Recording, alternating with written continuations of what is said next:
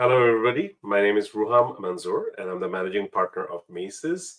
We've been working with Japanese universities for 12 years now, but you never stop learning because there's all these different varieties of universities offering different courses. Today, I'm really, really excited to bring in our newest partner in Japan. It is NUCB. It's a triple accredited business school. I'm not gonna, bore you with the details. I'm gonna let my good friend Freddie do that. Freddie Mason. He's the international officer at NUCB. And Freddie, maybe you can. How is everything going? Everything is good. I'm good to be in Japan. It's getting a little bit cold here, but yeah, excited to share about NUCB with your audience. Awesome. Now, I'm not an expert, but you don't look very Japanese to me. I am in my heart. What made you come to Japan? British nationality. I've been here since 2012. Been working at NUCB now since 2017. Okay. And what brought you to Japan in the first instance? What made you pick Japan as a... Yeah, I guess I'm a little bit different to most people. I never had the fascination with Japan or Japanese anime, but I knew that I wanted to explore Asia a little bit after some backpacking in my younger days. And I came across a government teaching program called the JET program. I taught English for a few years in the junior high school, and then knew that I didn't want to go back to England. So I stayed, I did my master's, and then the job came up at NUCB, and it kind of combines all my passions, education and traveling, and loving life. That's amazing. I mean, people find themselves in all kinds of ways, and I'm hoping some of our students will find themselves in NUCB. Now, Freddie, the way we do this is we're gonna have you do a small presentation about the university. You can introduce us to it, what people have to look forward to, and then perhaps we can open the floor for some questions. I'm sure there will be questions about scholarships, entry requirements, all the usual. So I'm sure a lot of that you're gonna cover in your presentation. Guys, listen, if you're interested in studying in Japan, particularly NUCB, we would really appreciate if you get in touch with us. We're available on Facebook at www.facebook.com/macesbd. You can also go to www.macesbd.com. You can send us an email at mail@macesbd.com. We're there to help you fulfill your academic journey, and whatever needs to happen to get you there, we'll be with you in that journey. So Freddie, thank you so much for giving your time. I'm not gonna take too much more of your time. We're gonna get straight into the introduction of the university. Perfect. Thanks, Roham. Yeah, this is a new partnership with Macy's, and we've had some students enrolled. It seems that they are having a great time. I know they're sharing their experiences with their friends back in Bangladesh, and we've seen a lot of applications. So yeah, we're also very thankful for Macy's and their work that they're doing to send good kids to our university. If you haven't heard of us, we go by NUCB. That's short for Nagoya University of Commerce and Business. We are a private university. Okay, we don't have any connection with Nagoya University, despite the similar names.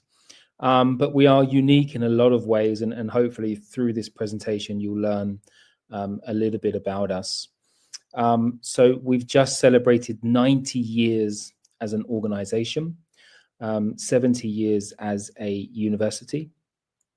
Most recently, we opened a brand new boarding school that you can see on the left-hand side here. It's a beautiful, beautiful campus and building. You can see in the center, this is our university. This is our entrance gate. Very beautiful in the springtime. We started here in the 50s. And you can also see that we have the Graduate School of Management. So Business school, if you want to do your master's, we also have that progression through NUCB. So a lot of myths about studying in Japan. Do I need Japanese? I think this is always a good slide to show you that, for the bachelor studies, we are a business school. We offer something called a global BBA, so Bachelor of Business Administration, and that is taught entirely in English. So there is no requirement to enroll to the university with Japanese or post-graduation. But of course, we're in Japan. We highly encourage that you take all of the opportunities that we give you. But I think it's a relief to know that it is an entirely English taught program. And actually in Japan, it's not many options we can say to study actually a business degree in English, maybe 2, 3 at most. But they may have also Japanese requirements within their programs. But we are the business school. And I think one thing that attracts a lot of students to us is our accreditation. So Rohan was saying that we are triple accredited. We hold all of these accreditations you can see on this slide. So AACSB from the US, Amber from the UK, and EQUIS from Europe. I could probably do the whole presentation just on the accreditations, but in short, these are external bodies to NUCB that only accredit the best business schools in the world. They all have different emphasis on what they're looking at, different pillars, but the quality of the school and education is the most important. And actually every 3 to 4 years, we need to be re-accredited. So you can also see since 2006, we've successfully maintained our US accreditation. You may be familiar with some schools in Japan, but we are the only triple accredited school in the country. You can see some of the other schools here, but they call it the Triple Crown because there are just 1% in the world. That's just over 120 schools only. So to know that you've studied at NUCB, you can be assured of the quality of education that we would provide to you. Our graduate school is doing very well in rankings. You can see #1 across all of our programs in QS and doing very well in the Asia Pacific region, depending on the program itself. If you progress from your bachelor to your master's with NUCB, there is a very generous 50% scholarship on the tuition. A little bit of background on our faculty. Again, the accreditation bodies are pretty strict on who we hire. So we are looking for very strong PhDs. You can see some of the universities here, but also practitioners. So over 50% of our faculty have very strong working experience for some of the world's top companies, or they started their own business and done very well with that. So in your classroom, you get best of both worlds, the academics, but also real world experience. So location, there's lots of opportunities in Japan in different parts, depending on what kind of student life you're looking for. And I think where we are located in central Japan gives you a little bit of everything.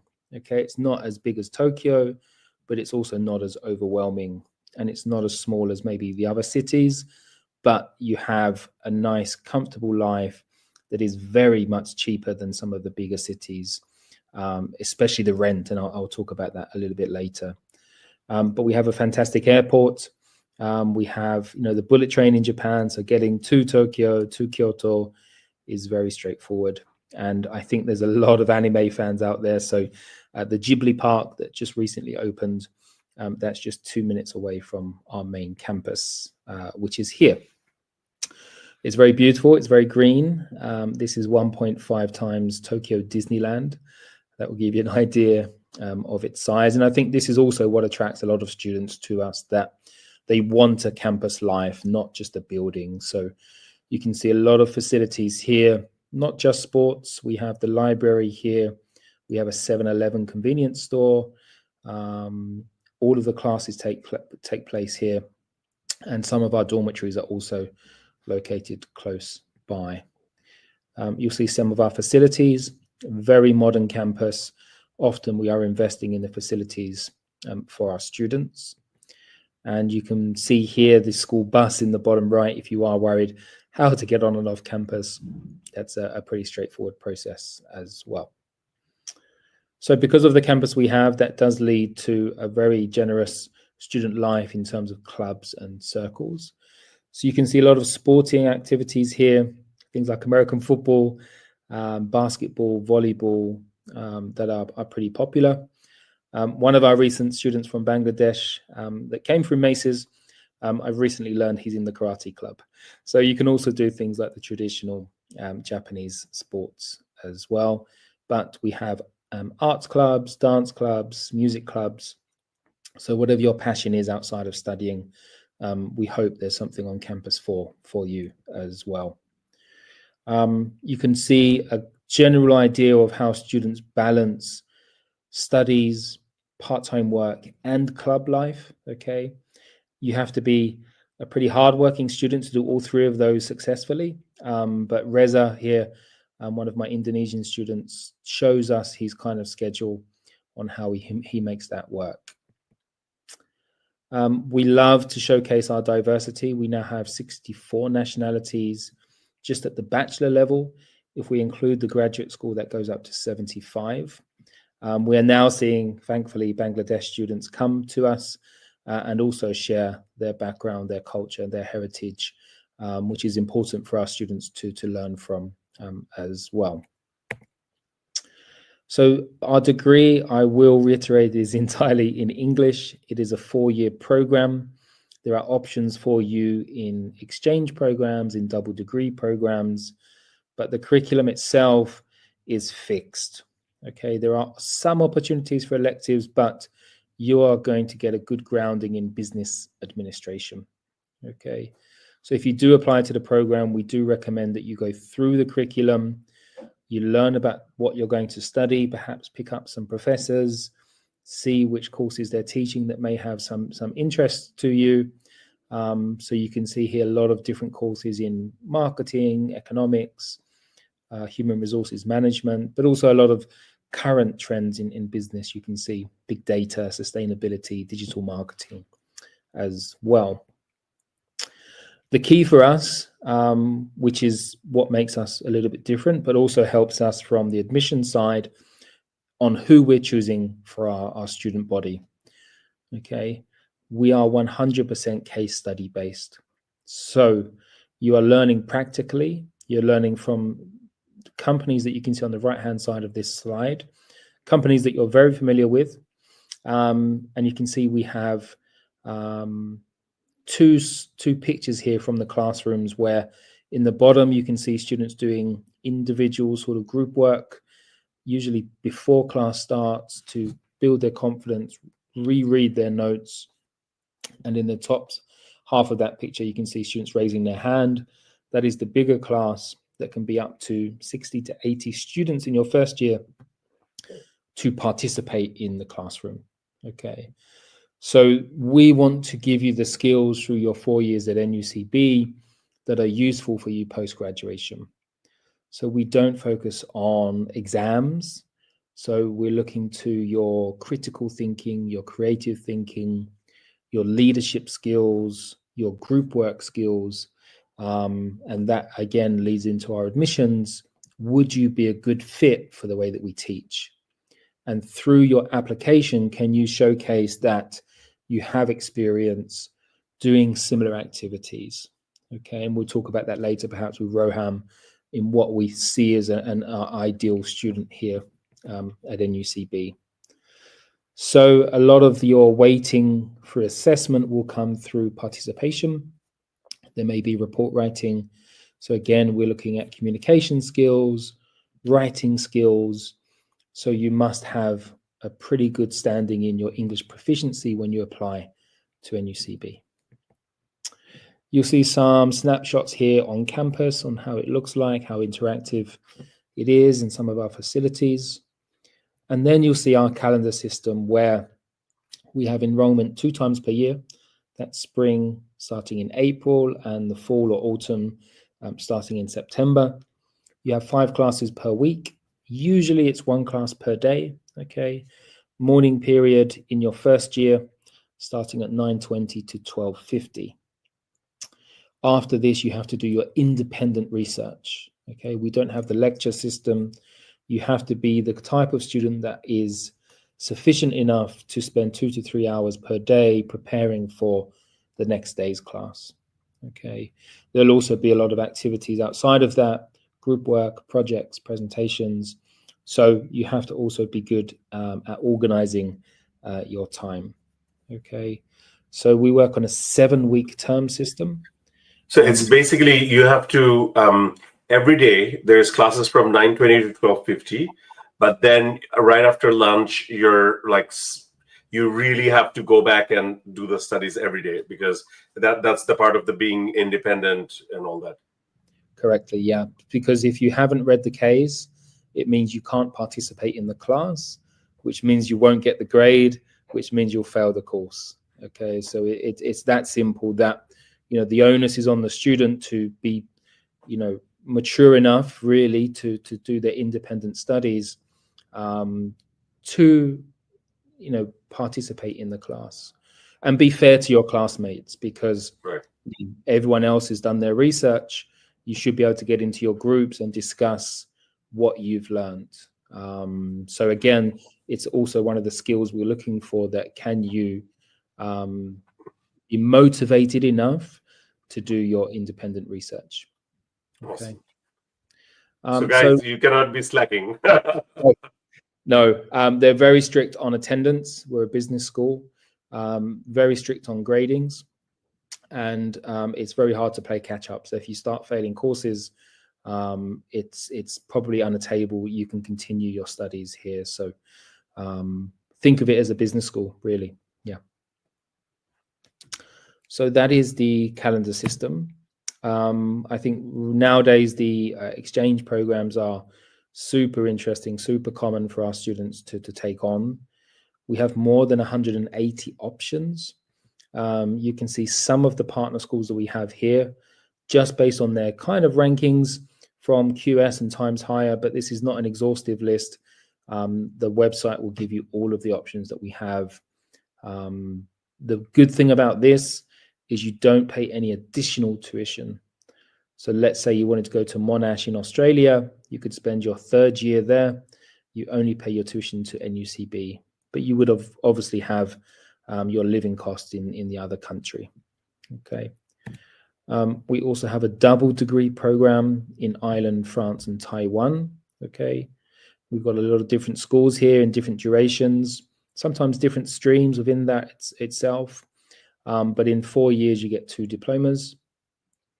We also recently signed an agreement with Johns Hopkins in the US that you can do a 4+1 for your masters. We can send them 3 students per year, and you get a 50% scholarship for their master's program. And they have 4 options for that as well. Success rate of employability. This is a very common Japanese statistic that you'll see, that actually, although the degree is 4 years, most students will spend their 4th year looking for employment, getting ready for their resume, their interview techniques. Our current international graduates are doing a range of activities. Some stay in Japan, but obviously you need good Japanese to do that. I have one of my students working in the Toyota group. I have students that have started their own businesses now back in Tokyo. I have students working in the government in their home country. Master's programs is very common. I have students in HKUST in Hong Kong, Erasmus in the Netherlands. So there's a range of activities that you can do, and the Careers Office are here to support you. One of our newest activities is an overseas internship, where you can go and work for a Japanese company in the ASEAN region, up to 6 weeks. You get credits for your graduation. It's hands-on, which is why it's overseas, because Japan isn't super strong domestically for the internship market, but this is a good opportunity for our students, and they really seem to like this as well. So let's talk tuition. Unfortunately, I forgot to put the taka conversion here, but you can see Japanese yen. It's around 1.2 million per year. Okay, so just over 4.7 million, which is just over with the current conversion. I would say that's about 1 million taka, just about 1 million. Yeah. So that's before scholarship. That includes all of your case studies. So we purchase them for you. We buy them from the publishers. They are added to your Google account. Okay. This includes the majority of your sports fees. Okay, depending on what club that you would join.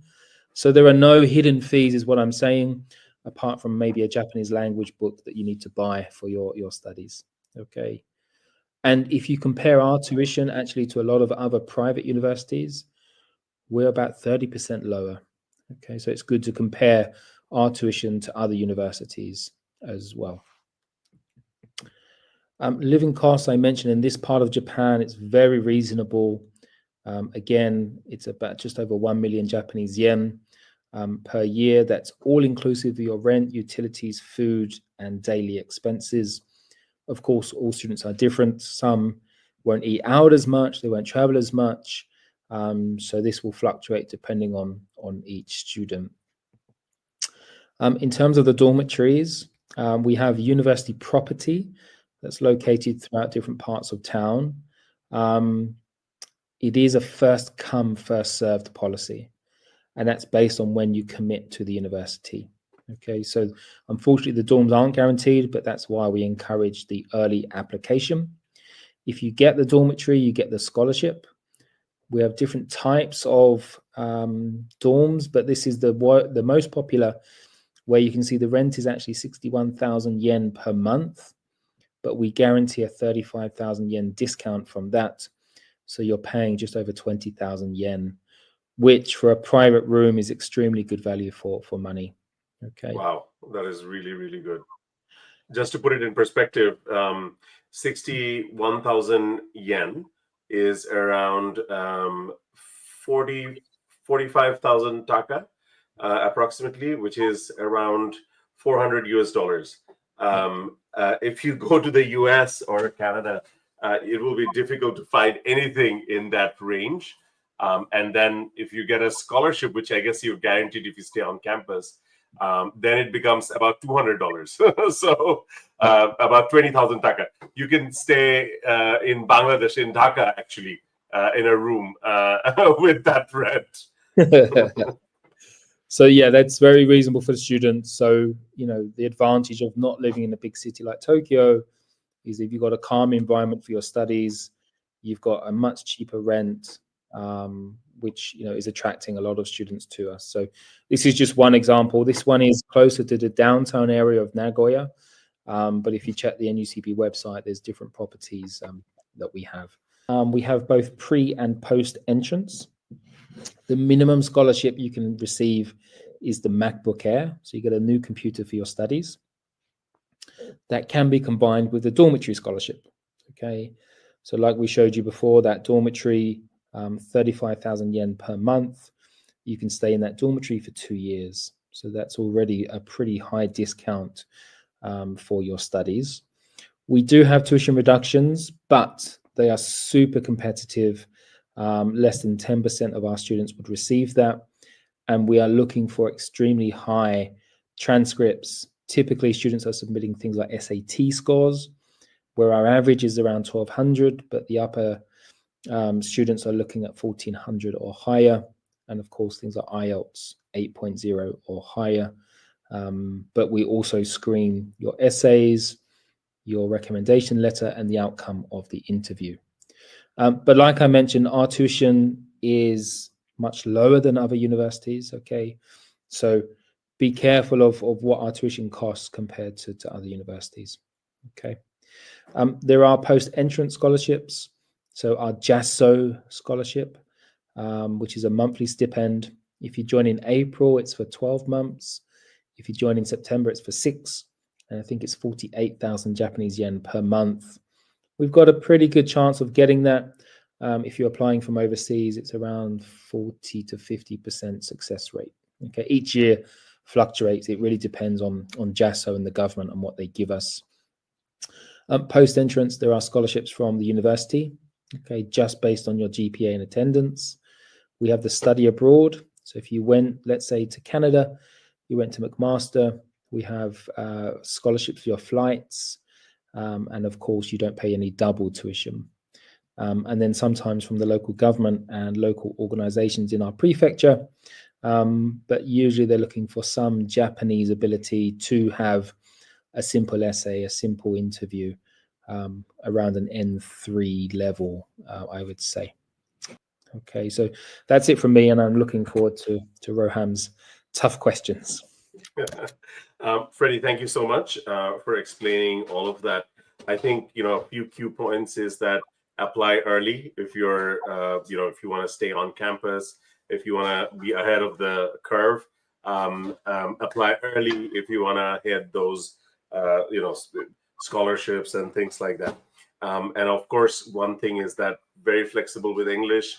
You can have Duolingo, IELTS, or whatever, but what is very, very important is actually to have good English, because you're going to need to shine through during the interview. And, a lot of Bangladeshis, they don't think about why they're applying to a university.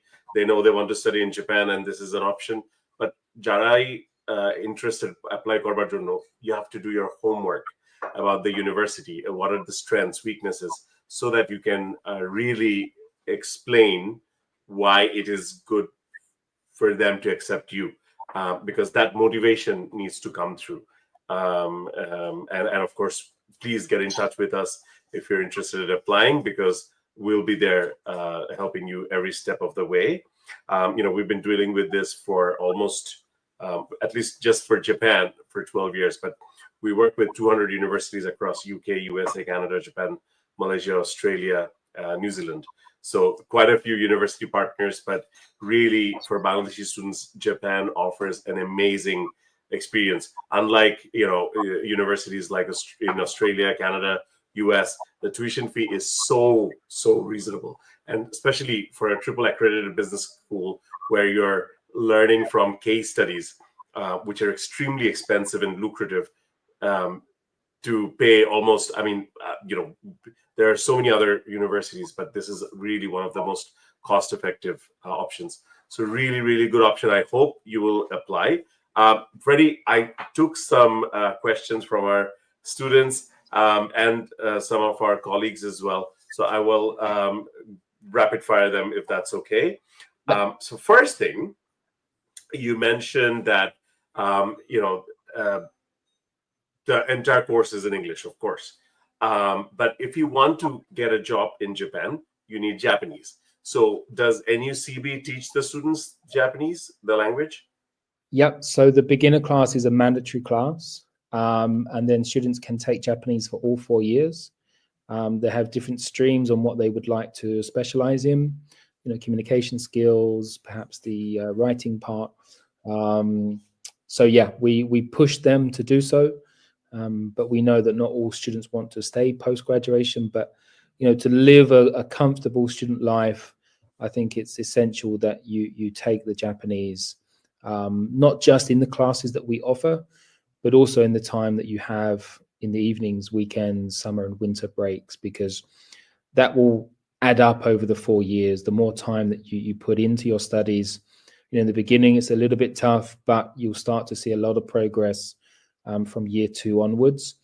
And then if you have that goal to work in Japan and can say, by graduation, I want to get to the N2 level, which is the business proficiency, it's very attainable, but you just need to put the effort and use the support that NUCB has. Actually, our students love our Japanese language lessons. They're quite fun. The teacher is very encouraging. He will help you to take the tests, will help you in your homework. So yeah, please study Japanese. It is very, very important. And since it's not mandatory, a lot of students may think, oh, I'm gonna do it next semester or something. But please do it consistently, because if you do that, then it will make your life so much easier if you're living in Japan and all that. Now, Freddie, you mentioned that you've got 3 dormitories. Some of them are on campus, some of them are outside. So those that are outside, how far are they? So actually none are on campus. The closest ones are around a 20-minute walk. Okay. And the one that's closer to downtown, you would take a train and a bus, looking at around 45 minutes journey.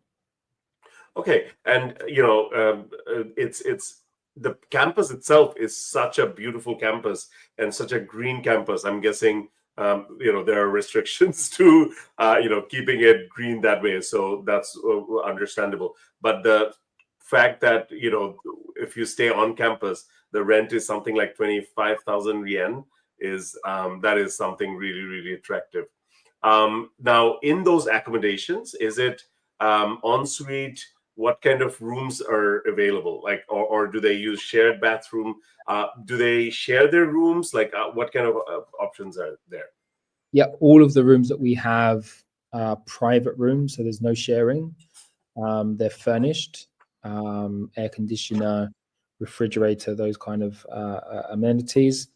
And you have the shower and cooking facilities in your own dormitory room.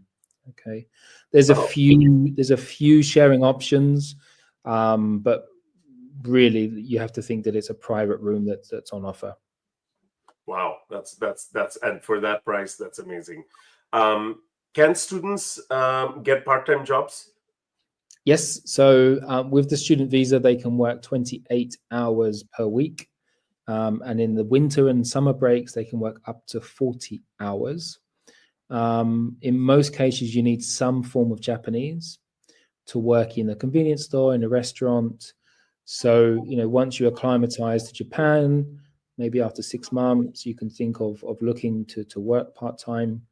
You may think of language teaching if you don't have strong Japanese as a sort of private teacher in a school somehow. But this also leads me on to, I guess, financing. I think there's a misconception about working in Japan and financing your studies. So immigration will need to see a sound financial plan from the students. So we see that some students kind of plan that throughout 4 years they're going to work 28 hours per week, and that's going to cover their living costs. It's kind of not realistic in some ways. So immigration are really looking at two things. One, how much savings do you have? Two, what is the income that's supporting you from perhaps your parents? And at least you should be looking at 2 years that's in savings for them to be comfortable to accept the student visa. So that's to get into the country for your visa. But of course, we encourage the part-time work because it gives students experience. It does help them a little bit financially and maybe lessens the burden. But it shouldn't be a consideration for their financial plan to come to the country. Right. So one thing is that, of course, students can work and then they can earn some pocket money and all that. But more importantly, it's about getting their Japanese to a certain level and learning to work and manage work and studies as well.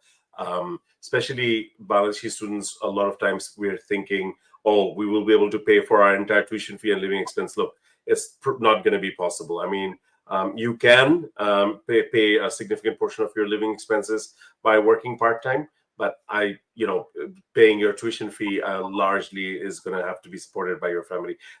Freddie, one thing, I mean, of course, students can work legally, 28 hours, but can they get work? Because a lot of people think, oh, if it's not Tokyo, I won't get the part-time job options or opportunities and things like that. Is that true, or is it fairly easy to get? I think it's a little more difficult than Tokyo, but downtown Nagoya this is the third largest city in Japan. There's a lot of restaurants, convenience stores that are looking for international students to work because Japanese population is decreasing. And if you come to Japan, I know Roham, you've been here recently, that if you go to a convenience store, most of the time it actually isn't Japanese staff anymore. You might see Vietnamese, Nepalese, Bangladesh. So it's a pretty international environment there. There isn't support as such from the university to help find these kind of part-time jobs, but usually it's through someone that or you just go in with your resume, or my Mexican student just went into McDonald's and said, can I have a job? And the next day he start his job at McDonald's. So, a little bit go about out there and apply. I guess there is options available, but one thing to keep in mind, while it might be easier to get a part-time job in Tokyo because it's such a big city, you have to also understand it's way, way more expensive to live in Tokyo. So whatever, extra hours you might be able to get, you're gonna easily spend that on your living expenses compared to Nagoya. Now, you mentioned some scholarships, so I just wanted to do a review of that. So essentially, one scholarship you get is, of course, you get a free MacBook to your studies. So that's, I mean, I can tell you that's almost a 150 or 200,000 yen scholarship. So that's one thing. The second is, of course, the JASO scholarship. So a lot of students are able to get JASO scholarship, which pays about 48,000 yen per month. We have seen fairly good success from Bangladeshi students in the past so most of our students seems to be getting the JASO scholarship. So that's a huge, I would say, peace of mind for you can save that money for next year's tuition fees. It can contribute towards that. The third is there are lots of local government related scholarships that students can apply for. But I think for that, you need a good Japanese language skill. I know personally some of our previous Bangladeshi students were able to achieve those scholarships, and sometimes they become very, very generous. Yes. Now, in terms of living in Nagoya after graduation, you mentioned that 98.4% of your students get jobs after graduation. Now, do they move out of Nagoya, or are they able to get jobs within Nagoya or nearby cities? Yeah, so that 98% statistic does include Japanese students. So it's a little misleading in some ways. But from our international students, it's probably a third split. A third are staying, a third are doing graduate school, and then a third go back home. I would say that's the mix. And those that stay, I would say a lot of them actually then go on to Tokyo. Yeah, I mean, that's where all the major businesses are. And how far is it from Tokyo? You mentioned it, about 1.5 hours? Yeah, at the moment, the bullet train is 1.5 hours, but there is the new train coming. They've been telling us that will cut half the time in the next 2 years, I believe.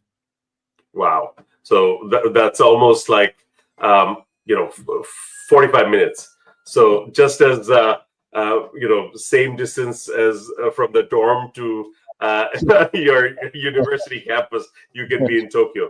That's pretty interesting. Freddie, thank you so much for giving us time and for informing our students of NUCB. Guys, listen, if you're interested in applying to NUCB or any other universities in Japan, please feel free to get in touch with us. You can get in touch with us by email, mail@macesbd.com. You can call us at 01755660012. You can reach out to us on Facebook, www.facebook.com/macesbd, or you can go to our website, www.macesbd.com. We are going to post this. You can actually click on the link that's given, and you would be able to fill up an inquiry form, and one of us will get in touch with you so that you can apply for the next September session. I think the deadline is all the way up to March, Freddie, or April? Yeah, up until April, May, yeah. So you can apply all the way up to April for September. But as he said, accommodation is not guaranteed. So earlier you apply, the better it is. So I hope we'll see you there. Thank you so much for watching, and look forward to our next episode. Thank you, Freddie. Thanks, Rohan.